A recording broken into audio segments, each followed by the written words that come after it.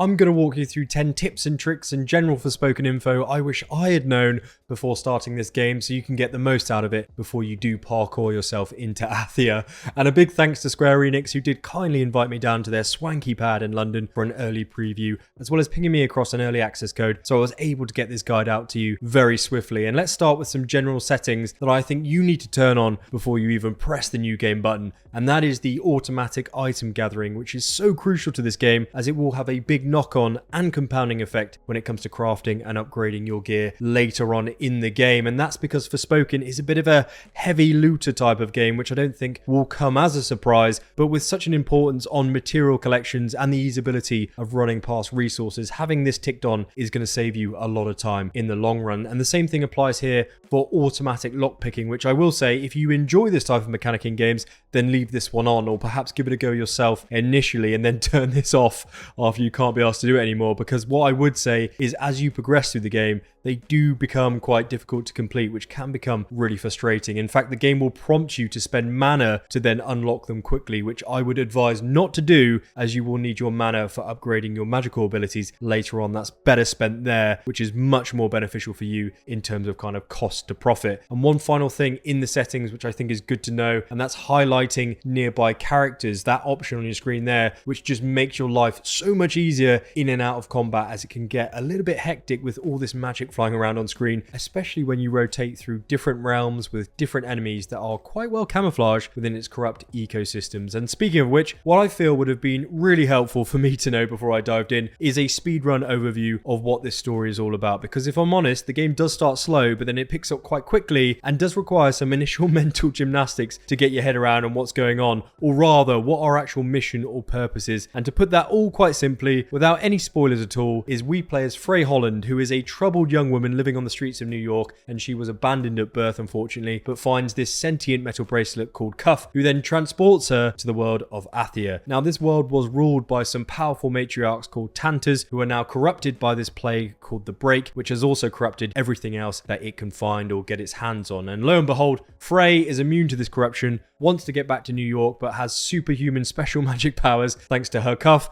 and then reluctantly decides to help everyone that's not corrupted by fighting all those who have turned to the dark side per se. So now we're all up to speed on some solid settings to turn on and the general gist of the game. Let's talk about this Cuff, because first and foremost, you're going to be hearing a lot of dialogue from him, especially if you're on PS5, as he'll be chin wagging to you through the controller. So back into the settings menu. If this starts to annoy you after a long session, just turn that chat down to a minimum. Now, as for in-game utility, the good thing about this mechanic is that the Cuff will offer you a first line of defense when you don't parry or dodge an attack in time, meaning he'll drop a shield for you, which prompts you to visually counter the enemy with another spell. So it's just a really nice kind of visual cue there. Now, the Cuff can also screen and scan enemies by using the upper D-pad button on your controller. This is a great little tool, which I wish I had kind of used earlier on in the game, because it shows you the enemy's weaknesses and strengths, which actually does have a really big impact in this game itself, because you'll find that when you do jump into play, some of these encounters will take absolutely ages to finish, especially the boss fights. So if you just take 1 second to get some weakness info about them, you can then use that type of magic against them, and it will make your life a lot easier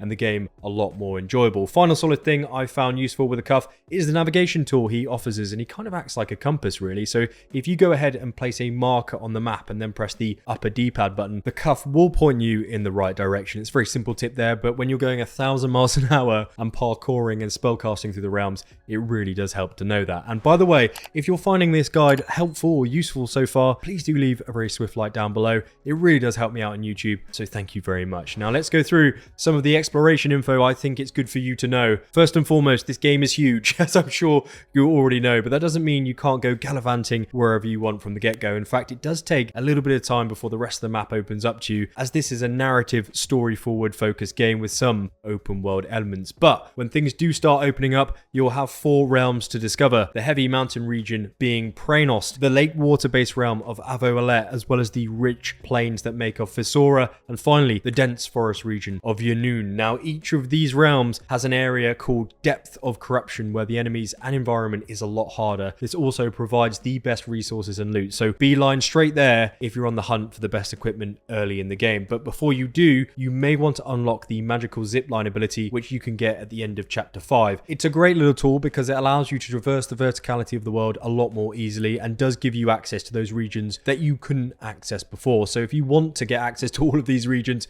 just power through the story until chapter 5. But if you don't want to zipline everywhere, you can use the Belfry Towers as fast travel locations. You just need to use the upper D-pad button when near it to actually scan the area and then unlock that fast travel point. Another thing to mention here are the Pilgrim Refuges. They are special shelters to provide you with a little bit of a reprieve in the game, as they allow you to upgrade your spells, undertake special spell challenges for extra XP around the world, as well as rest to bring yourself back up to 100% health-wise. Now, there's also 2 other locations while you're exploring that you should definitely look out for, as it will help you out long-term. The first are the Founts of Blessing. They are magical spots that once you dive into will unlock new magical abilities, saving you mana in the long run. So if you see one, definitely don't ignore it. Now, the second is the mana pools. These can be found throughout the 4 realms, and all you need to do is run through them. And again, make sure you do run through them, because mana is very important as a currency of sorts in this game, because it's the only way to unlock spells and abilities, which we'll go over in just a minute. Because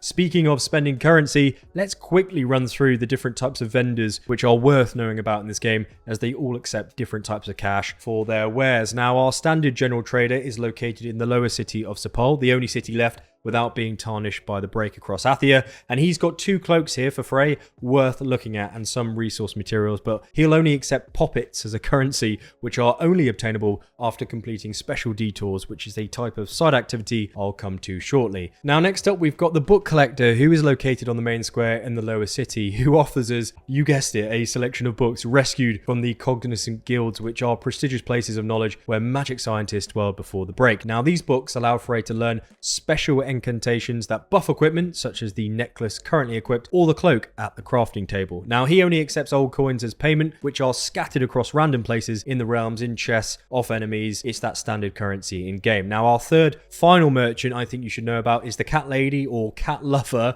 who is located in the upper district of the city. She sells collectibles for your cats, which are called Tanta Familiars, which appear at Tanta Familiar monuments, which are cat paw icons on your map in Athia. Now, if you manage to befriend them and then purchase these collectibles, all these unicorn cats will appear and do random emotes back in Frey's room. The cat lady also accepts old coins, so there you go. It's a nice kind of, wouldn't say Easter egg, but it's a side activity for you to do if you're really into your cats. So that's all the vendors sorted. Let's move on to magic and combat, because it can be a little bit overwhelming when you first look at the magic menus and then also spam some spells in game. Your screen kind of gets completely filled with them. But after running through the initial tutorials in game and learning how to cast spells, you'll notice that each combat encounter you have has a battle ranking. Now, this means that you earn more XP and better loot depending upon how well you perform in each combat scenario. So for example, if you manage to kill all enemies quickly using magic specifically against their weaknesses and not take any damage in the process, your score will rapidly increase, and so will your XP gain. Now, also good to note here is if you play on a more challenging difficulty and do well in combat, you'll get even more rewards and XP for your battle ranking encounter, with star rating being the highest that you want to aim for every time you head into combat. Now, to upgrade and learn new spells in your magical trees, you need to earn mana, which we discussed earlier, and each time you spend mana on a new spell, you will subsequently level up, increasing your core stats and making you a more formidable opponent, which is what we want to see. Now, good to note here in this game, there are 4 magical trees that are attached to the story. The purple earth spell tree, which you start with. You then go on to unlock the red or fire spell tree, followed by the blue water-based tree, and finally the green air tree. Now, I'm not going to tell you how these are all unlocked, but just know that you'll need to play the story to unlock them, meaning you'll get to a point where you can cast earth, fire, water, and air elemental spells. I'm also not going to explain how to switch between different spells, as the in-game tutorial at the start of the game will do that, but just know that when you unlock certain spells you want using mana as that currency, and then you go on to use it but not like it, you can actually revert back the mana spent and then cash in on another spell that you may enjoy more. So you don't need to go grinding out more mana to then try a new spell, which I think is a good mechanic in my opinion. Now, another good mechanic is parkour, which you'll learn early on in the game, of course. It's called flow, and I had a lot of fun with this. I think it's a highlight of the game, and I think you will as well. But a couple solid bits of info to know here, as there's several different types of parkour via abilities, which you can unlock in that color-coded narrative, but also kind of restrictive magic tree we just spoke about. First one to know is the rush ability, which allows you to move faster and replenishes stamina, but you just can't get this until chapter 5, unfortunately. However, there is a useful parkour ability you can pick up early. It's the shimmy ability, which allows you to accelerate rapidly, kick off the ground, and give you that floating, flying effect, which is really cool to experience in game. But speaking of float, that's actually another spell here, but it's activated to stop you hitting the ground and taking damage. I think it is a great spell for this game, but you're going to have to wait until chapter 7 to use it. Now, we've already spoken about the zipline mechanic, so I'm not going to repeat myself here, but another one of my favorites in this game is the glide ability, that if you time your jump and activation correctly, you can cover some insane distance in this game very quickly, as well as surf on water. And when I was using this, I understood why they've made this world so big. Now, a final note on parkour: if you jump up in the air and hit the dodge button, it's near impossible for enemies to land a strike on you, even though your screen turns into abrupt chaos, but you can't do that indefinitely. You'll run out of stamina, which is this bar here on your screen, so you'll need to watch that and use it sparingly early in the game, as it depletes very fast. So all right then, whilst you're jumping and gliding around Athia, you're going to come across a lot of side activities and events which are represented by the question mark icons, mostly found in the city of Sepul, and they're usually cutscenes that tell you a little bit more about the game and the lore. But if you're not interested, I'd say do them quickly, because they do give you a decent amount of experience to level up and make you more effective in game. You'll also come across detours in the game as well, which are mini quests issued by the locals who aren't affected by the break, that are also found in Sepul. And these are time sensitive quests, which you may be familiar with if you've played RPGs before. But here's the catch: if you start one and then continue with the story, not finishing it, it will then disappear. At least that's what I found anyway. So you'll have to chase cats, take pictures to unlock more features in photo mode. And interestingly, this detour mechanic leads to labyrinths, and these are filled with mini and large boss fights that provide you with a piece of gear and some interesting lore at the end of each one. Now, right now, I haven't completed all of them in game, but just know there's several in each of the 4 realms, and they're definitely worth doing. I think it's a highlight in this game as well. You'll also come across these monuments that are corrupted by the break. If you smash it all away, you'll pick up some core stat buffs for Frey in the menus. And another thing that may be of interest to you is the spellcraft challenges. They are found in ancient books across Athia, and when you give one a read, you'll see a challenge pop up on your screen, and if you complete it, you'll pick up skill upgrades and new abilities, so they're worth doing as well. Now, what about gear and loot itself? Well, you will have the opportunity to collect and upgrade necklaces, which are quite rare to obtain, to be honest with you, as they're defended by large boss fights or tricky challenges like the labyrinths we just discussed. Standard RPG gear mechanics here, really. Each necklace has rare, powerful stats, as they were owned by the Tanters themselves, with each one having 2 slots where you can apply passive upgrades depending upon your own preferred game style at the crafting bench. You'll also have access to nail paints, which were created by the Tanters as well, which contained arcane magic and patterns which enhance their abilities. Now, these nail paintings can be applied on left and right hands with the option to choose different designs. And good to note here as well, to get some of the best nail stat upgrades, you'll need to clear large enemy base forts or clear those highly corrupted areas we spoke about at the start of the video in each of the 4 realms. Now, as for the last gear piece, it's your cloak, where there's 3 slots for perks that you can intermingle or switch out depending upon your own playstyle, with a lot of nice looking designs. So good work to the devs, I say. But what about crafting and upgrading? Well, as we discussed earlier, you're going to be hoovering up so many resources dotted around the game, which can then all be used at the crafting bench inside the Pilgrim's Refuges, or if you've got spare firewood in your inventory, you can actually create a camp and sort yourself out there and then. As for upgrading, what I would say about this game is that it's important to consistently add perks or benefits to your gear on the go, because you'll end up pigeonholed in certain boss fights or big encounters because you just don't have the power to be able to completely beat them. And I ended up spending way too long